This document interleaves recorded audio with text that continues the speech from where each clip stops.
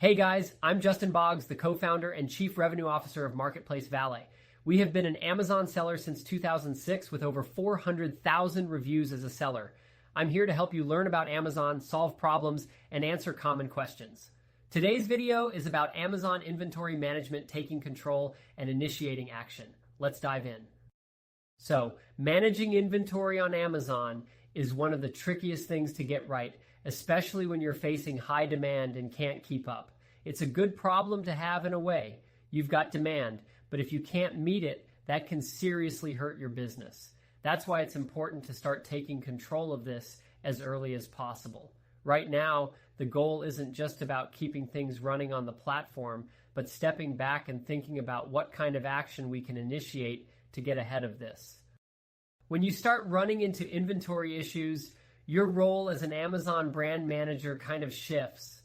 It's no longer just about optimizing ads or refining the product listing. Now you've got to think bigger, like a business manager. You're not just managing a brand. You're dealing with supply chains, warehouses, and manufacturing. The key to managing all this? Communication and action.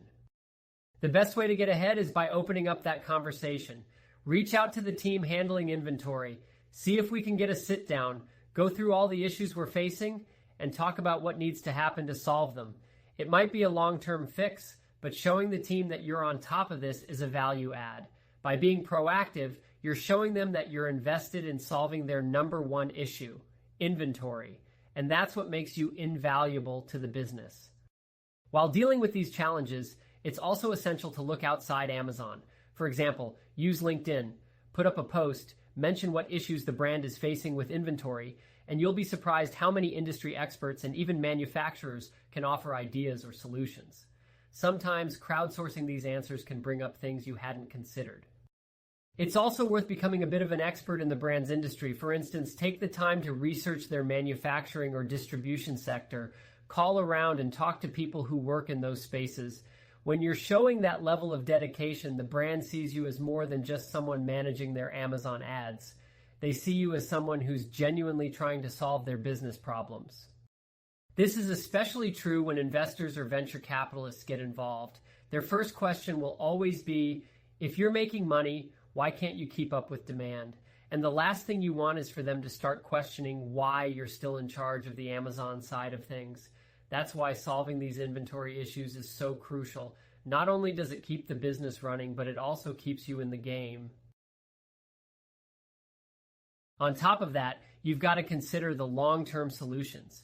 Building a business plan around the problem is key. Break it down. What's the problem? Why is it happening? What are the impacts? How can we fix it? And maybe even more importantly, how can money solve this? Because in a lot of cases, if there's a financial fix, like getting funding to build out a new warehouse or a new production line, it's not a problem anymore. It's just an expense. And if you can find a way to help fund that, like lining up some financing options, that's another huge value add. It's also essential to be thinking about next year, even now. What's going to happen when demand grows even more or when the new production facilities come online? And what if those new facilities don't solve the problem? That's where planning and foresight come in. It's about staying ahead and thinking about how to keep scaling without running into more roadblocks. There's also an opportunity to think outside the box. What about expanding by acquiring another brand that already has these supply chain issues figured out? Maybe we consider a partnership with a brand that has idle capacity but isn't seeing growth. These kinds of solutions are out there, and they can make a big difference when you're thinking strategically. At the end of the day, the most important thing you can do is keep delivering value. Show that you're not just there to manage the day-to-day, but to help solve the bigger issues. That's what's going to keep the business moving forward and keep you in a position where you're critical to their success. If you have any questions, feel free to check us out at marketplacevalet.com. Like and follow us for more helpful Amazon content. Thanks for watching this video.